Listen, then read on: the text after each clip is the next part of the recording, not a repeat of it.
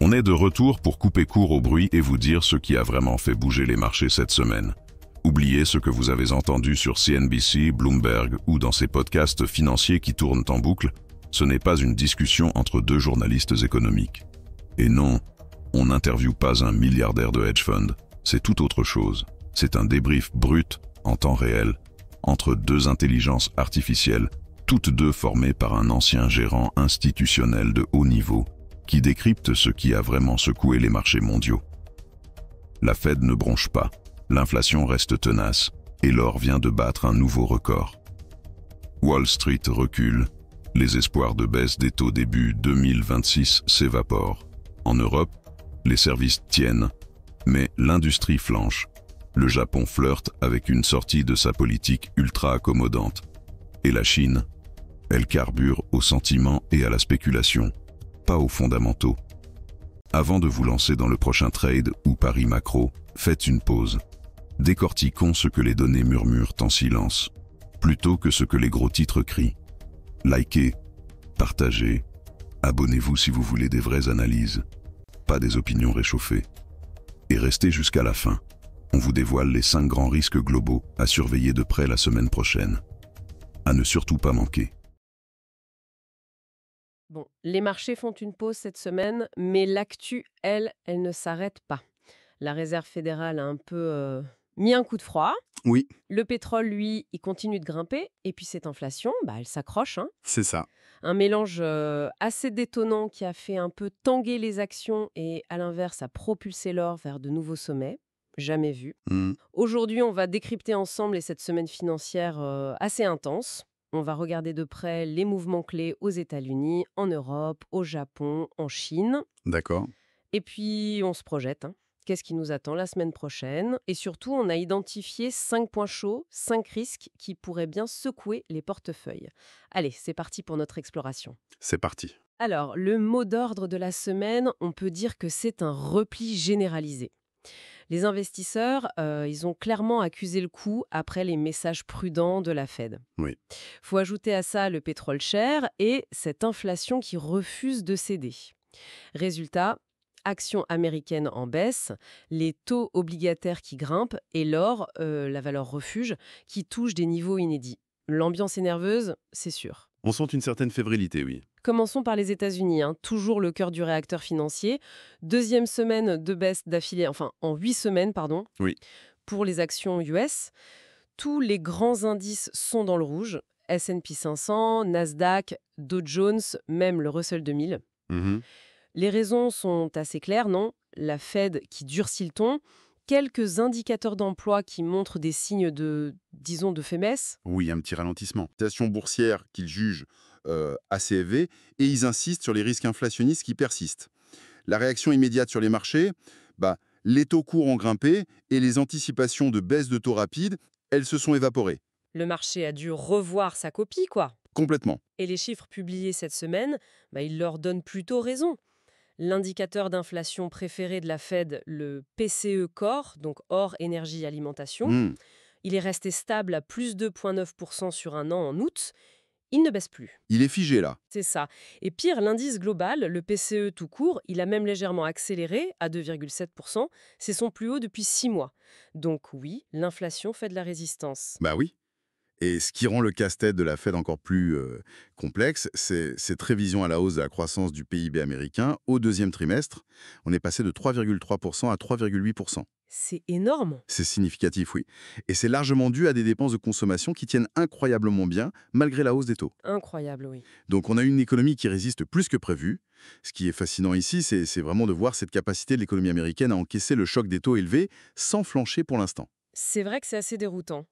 Et au milieu de tout ça, des signaux un peu étonnants. L'or qui s'envole, là, au-dessus de 3800 $ l'once, nouveau record historique. Hmm. Les investisseurs cherchaient clairement à se couvrir. Et puis, il y a eu cette incroyable surprise sur l'immobilier. Les ventes de logements neufs qui bondissent de 20% en août. Ah oui, ça c'était... Comment on explique ça avec des taux hypothécaires au plus haut? Voilà qui est vraiment contre-intuitif. C'est surprenant, oui. Alors, si on résume un peu la situation américaine, la Fed campe sur ses positions, elle ne montre aucun signe d'assouplissement imminent. D'accord. Les marchés doivent intégrer cette réalité. Avec un consommateur aussi résilient et une inflation tenace, la perspective d'une baisse des taux s'éloigne. Le chemin s'annonce plus long, plus compliqué que ce que beaucoup anticipaient il y a quelques mois. La patience est de mise. La patience est clairement le maître mot, oui. Cette complexité américaine, ça soulève forcément des questions sur ce qui se passe ailleurs. Traversons l'Atlantique, comment l'Europe se compare? Le tableau est plus nuancié, j'ai l'impression. Oui, c'est plus mitigé. L'indice large européen, le Stoxx 600, est à peu près stable, mais on note quand même des performances positives dans plusieurs pays. L'Allemagne avec le DAX à plus 0,42%, la France CAC 40 plus 0,22%, l'Italie FTSE MIB plus 0,79%. Et même le Royaume-Uni, le FTSE 600 à plus 0,74%. C'est un paysage plus fragmenté qu'aux US. Ouais. Et en zone euro, les indicateurs d'activité, les fameux PMI composites, ils sont même plutôt bien orientés, à 51,2. C'est leur meilleur niveau depuis 16 mois. Ah oui, quand même. Surtout tiré par le dynamisme des services. Ça, c'est le point positif. D'accord. Par contre, le secteur manufacturier, lui, il continue de ralentir et l'optimisme des industriels s'érode un peu. Cette divergence marquée entre des services qui tiennent et une industrie qui souffre, c'est vraiment un élément clé à surveiller pour comprendre la trajectoire économique en Europe. Et pour le Royaume-Uni, vous disiez des... Là, c'est moins rose. Là, c'est moins rose, effectivement. Le PMI global a reculé, plombé par l'industrie, notamment des difficultés dans le secteur automobile. Et la confiance des entreprises britanniques est au plus bas depuis 3 mois. Le ralentissement semble plus marqué outre-Manche. Hmm. Et puis on voit aussi des signaux contradictoires au sein même de la zone euro. Prenez l'Allemagne, le moral des entrepreneurs, mesuré par l'indice IFO, qui est très suivi, Oui, toujours. il a chuté contre toute attente. Mais au même moment, celui des consommateurs, via l'enquête GfK, s'améliore légèrement pour octobre. Donc difficile d'y voir très clair sur la dynamique allemande en ce moment. C'est le moins qu'on puisse dire. Et pendant ce temps, que font les banques centrales en Europe? Alors, on a eu la Suède qui a continué sur sa lancée en baissant à nouveau ses taux à 1,75%, D'accord. tout en laissant entendre qu'une pause était peut-être possible maintenant. À l'inverse, la Banque nationale suisse, elle, n'a pas touché à son taux directeur, elle le maintient à 0%. Logique, vu leur inflation. Oui, l'inflation est revenue dans leur cible de 0 à 2%. Donc chacun adapte sa stratégie à son contexte local. Bien sûr. Donc, pour synthétiser un peu l'Europe et le Royaume-Uni, la croissance résiste en zone euro, principalement grâce aux services, mais le secteur manufacturier inquiète. Et la confiance reste fragile. Le Royaume-Uni, lui, montre des signes de faiblesse économique plus évidents. La divergence avec les États-Unis est assez notable. D'accord, des signaux mitigés donc en Europe. Est-ce que l'Asie nous offre une image plus tranchée? On va aller voir du côté du Japon pour commencer. Là-bas, les marchés ont plutôt bien performé cette semaine. Le Nikkei à plus 0,69%, le Topix plus 1,25%. Oui, ça a bien tenu. Ils ont profité du contexte mondial un peu meilleur en début de semaine, mais aussi d'une bonne nouvelle locale. Une inflation à Tokyo moins forte que prévu. Effectivement, l'inflation dans la capitale japonaise n'a augmenté que de 2,5% sur un an en septembre. Le consensus tablait plutôt sur 2,8%. Ah oui, c'est un écart. De répit à la Banque du Japon, la BOJ, qui subit une pression croissante pour normaliser sa politique monétaire. Ces chiffres pourraient lui permettre de temporiser un peu avant ses réunions clés d'octobre ou décembre. Mais ce répit, il est peut-être de courte durée.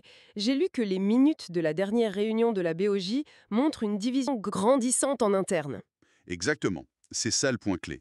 Ces minutes révèlent qu'un nombre croissant de membres du Conseil plaident désormais pour une hausse des taux. Le débat interne s'intensifie clairement entre les colombes, qui veulent maintenir le cap actuel, et les faucons, qui jugent que le moment est venu de resserrer. D'accord. C'est ce débat interne qui rend les prochaines décisions de la BOJ si incertaines et potentiellement explosives pour les marchés. Hmm. Et pendant ce temps, le yen, lui, continue de souffrir face au dollar. On est autour de 149,7. Qu'est-ce qui explique cette faiblesse persistante? Mais c'est une combinaison de facteurs. D'une part, la force intrinsèque du dollar, soutenue par les bonnes données américaines et la politique de la Fed. Bien sûr. Et d'autre part, l'incertitude politique interne au Japon. Il y a la course en cours pour la direction du LDP, le parti au pouvoir, qui ajoute une couche d'incertitude économique et politique. Ça pèse sur le yen. D'accord. Donc, en synthèse pour le Japon, la BOJ est vraiment sur une corde raide. D'un côté, des données économiques qui ne justifient pas une urgence absolue à agir, comme cette inflation à Tokyo. De l'autre, une pression interne et externe qui monte pour mettre fin à des décennies de politique ultra-accommodante. La réunion d'octobre sera vraiment cruciale. Le timing et la communication d'un éventuel changement de cap, c'est ça les grandes questions. Très intéressant. Terminons ce tour d'horizon mondial par la Chine. Là, on a eu des gains modestes sur les marchés continentaux. Shanghai plus 0,21%, le CSI 300 plus 1,07%. Mais Hong Kong a cédé du terrain, le Hang Seng à moins 1,57%. C'est une semaine assez calme, non, en termes de statistiques économiques majeures? Oui, très calme sur le front macroéconomique. Du coup, en l'absence de nouveaux catalyseurs, c'est vraiment le sentiment des investisseurs qui a primé. D'accord. Et qu'est-ce qui soutient ce sentiment alors Plusieurs éléments en fait. D'abord, la liquidité reste abondante sur le marché domestique chinois. Ensuite, les alternatives d'investissement ne sont pas légion pour les investisseurs locaux. Et puis, il y a toujours cet optimisme autour de l'intelligence artificielle qui porte certains secteurs depuis le printemps. C'est un thème porteur. Mhm. Et il y a aussi cette politique un peu particulière de Pékin, l'anti-involution. Est-ce que vous pouvez nous rappeler ce que c'est et quel impact ça a? Oui, anti-involution, c'est un terme un peu spécifique utilisé par Pékin pour décrire sa campagne qui vise à réduire la concurrence jugée stérile ou contre-productive dans certains secteurs. L'idée, c'est d'encourager plutôt l'innovation et la montée en gamme. D'accord, une croissance plus qualitative. Exactement. Et cette politique, même si ses effets concrets sont encore difficiles à mesurer, elle contribue à soutenir un certain appétit pour le risque chez les investisseurs locaux. C'est perçu comme un signal positif pour l'innovation à long terme. Je vois. Donc, pour résumer la situation en Chine, le moral des investisseurs tient bon pour l'instant, porté par la liquidité, des thèmes comme l'IA, et aussi par ces signaux politiques. Mais attention, cet optimisme repose sur des bases un peu fragiles tant que les fondamentaux macroéconomiques ne montrent pas une amélioration nette et durable. Hmm, Ce décalage entre le sentiment et la réalité économique, c'est peut-être le point le plus fascinant et potentiellement le plus risqué concernant la Chine actuellement. très clair. Bon, après ce tour du monde assez complet, projetons-nous un peu. Que faut-il absolument avoir à l'œil la semaine prochaine, donc du 29 septembre au 3 octobre? L'agenda a l'air chargé. Ah oui, une grosse semaine en perspective. Aux États-Unis, le point culminant, ça sera clairement vendredi. On aura les chiffres officiels de l'emploi pour septembre, les fameux non-farm payrolls et le taux de chômage. Ça, c'est le rendez-vous clé de la semaine, voire du mois. Absolument crucial, oui. Mais avant ça, attention, dès mardi, on aura les ouvertures de postes JOLTS. C'est un bon indicateur de la tension sur le marché du travail. Très suivi aussi. Mercredi, l'indice ISM manufacturier et vendredi, en même temps que l'emploi, l'ISM des services. Ceux deux-là donneront vraiment le pouls de l'activité économique. Sans oublier la confiance des consommateurs mardi. Bref, une semaine très orientée emploi et activité aux US. Oui, beaucoup de données importantes pour évaluer la trajectoire de l'économie américaine. En Europe, la semaine sera dominée par l'inflation. Dès mardi, on aura les premières estimations pour septembre, en France, en Allemagne, en Italie. Mhm. Puis mercredi, le chiffre très attendu pour l'ensemble de la zone euro, ce qu'on appelle l'inflation flash. C'est évidemment crucial pour anticiper les prochaines décisions de la BCE. Oui, le marché va scruter ça de très près. Et puis vendredi, on regardera aussi le PIB et les ventes au détail au Royaume-Uni pour voir si le ralentissement se confirme. D'accord. Au Japon, le rendez-vous majeur, c'est mercredi, avec l'enquête Tankan de la Banque du Japon. C'est une enquête de confiance très large et très suivie auprès des grandes entreprises. Ça nous donnera une idée précise de leur morale et de leurs perspectives d'investissement. Oui, un baromètre très important pour le Japon. On aura aussi la confiance des consommateurs jeudi. Ok. Et enfin, en Chine, juste avant que les marchés ne ferment pour la semaine d'or, la fête nationale, Oui, il ferme plusieurs jours. on aura l'indice PMI manufacturier officiel NBS mardi, un dernier indicateur clé pour évaluer la santé de l'industrie chinoise avant la pause. Important de voir s'il tient bon. Voilà pour l'agenda. Passons maintenant aux zones de turbulence potentielles. Selon vous, quels sont les 5 principaux risques qui pourraient faire déraper les marchés la semaine prochaine? Alors, premier point critique, je dirais la confirmation du ralentissement sur le marché du travail américain. Le rapport d'août avait déjà sonné comme un avertissement. Oui, il était faible. Si les chiffres de septembre, publiés vendredi prochain, montrent une nouvelle dégradation marquée, que ce soit sur les créations d'emplois ou une hausse du chômage, ça renforcerait vraiment les craintes d'un ralentissement économique plus brutal que prévu. Et la Fed serait coincée. Exactement. La Fed se retrouverait face à un dilemme cornélien. continuer à lutter contre l'inflation ou soutenir l'emploi. Un mauvais chiffre pèserait lourdement sur la confiance et sur les actions. Donc, les non-farm payrolls de vendredi, c'est vraiment sous très haute surveillance. D'accord. Risque numéro 1. Le deuxième? Deuxième sujet de préoccupation, cette inflation américaine qui reste désespérément collante.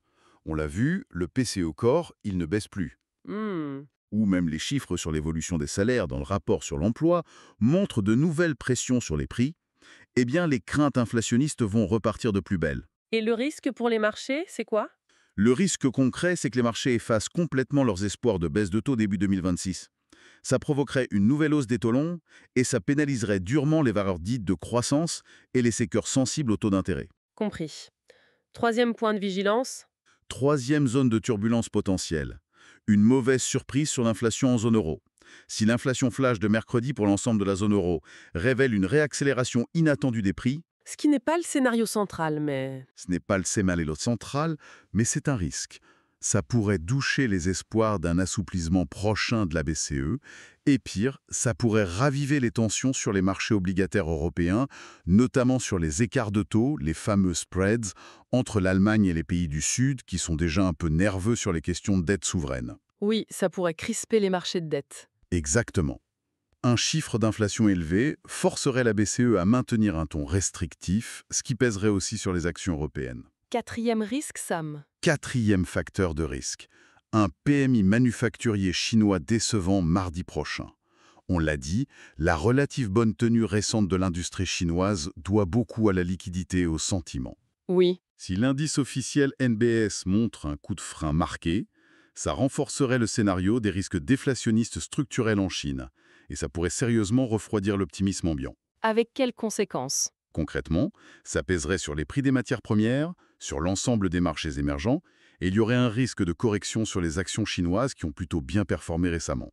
D'accord. Et enfin, le cinquième risque. Enfin, cinquième risque, l'incertitude persistante autour de la politique monétaire japonaise et la volatilité du yen. La BOJ est sous pression pour normaliser sa politique, on l'a dit, mais le chemin est semé d'embûches. Inflation pas si forte, débat interne houleux, contexte politique incertain. Le risque ici, c'est une erreur de communication, une décision mal comprise lors de la réunion d'octobre, ou une surprise politique qui entraînerait des mouvements très brusques sur le yen. Dans un sens ou dans l'autre? Oui, une forte appréciation ou dépréciation du yen pourrait déstabiliser le sentiment de risque en Asie et même au-delà. L'enquête Tankan de mercredi donnera quand même des indices sur la solidité de l'économie face à ces incertitudes. Excellent. Bon, alors, si on essaie de synthétiser tout ça pour conclure, on sent clairement que les investisseurs sont en pleine phase de recalibrage de leurs attentes, surtout vis-à-vis de la Fed. Oui, c'est ça. L'idée d'un retour rapide à une inflation maîtrisée et à des baisses de taux, ça s'éloigne un peu. Le marché du travail montre des signes de fatigue, l'inflation reste collante, et puis les incertitudes politiques, budgétaires restent en arrière-plan. Octobre s'annonce donc décisif, avec tous les yeux rivés sur l'emploi américain, les indicateurs d'activité type PMI, ISM un peu partout dans le monde, et cette question lancinante, est-ce que les banques centrales vont enfin pivoter ou est-ce qu'elles sont condamnées à jouer la montre? Tout à fait. Et peut-être pour ouvrir un peu la réflexion, cette résistance étonnante du consommateur américain face à la violence de la hausse des taux et à une inflation qui persiste, c'est peut-être ça la clé finalement. Ah oui. La vraie question pour les mois à venir, ce n'est peut-être pas tant de savoir quand la Fed baissera ses taux, mais plutôt de se demander quelle force imprévue, que ce soit un choc externe venu de nulle part, ou au contraire la prolongation de cette résilience interne de l'économie américaine, pourrait finalement forcer la main de la Fed. Dans un sens ou dans l'autre? Oui, l'obligeant à agir beaucoup plus tôt, ou au contraire beaucoup plus tard, que ce que les scénarios actuels envisagent. L'inattendu reste, comme souvent, le principal moteur des marchés.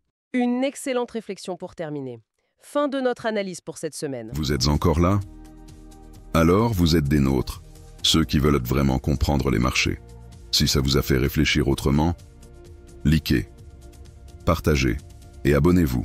Des marchés plus intelligents ont besoin d'esprits plus affûtés. Développons ça ensemble. Nouveaux épisodes IA chaque semaine. Et si ce podcast parlait de votre secteur? Imaginez ce niveau d'analyse propulsé par l'IA, mais adapté à votre entreprise. Que vous gériez des actifs, suiviez les politiques économiques ou dirigiez une équipe agile. Nous créons des podcasts sur mesure pour les décideurs comme vous. Contactez-nous.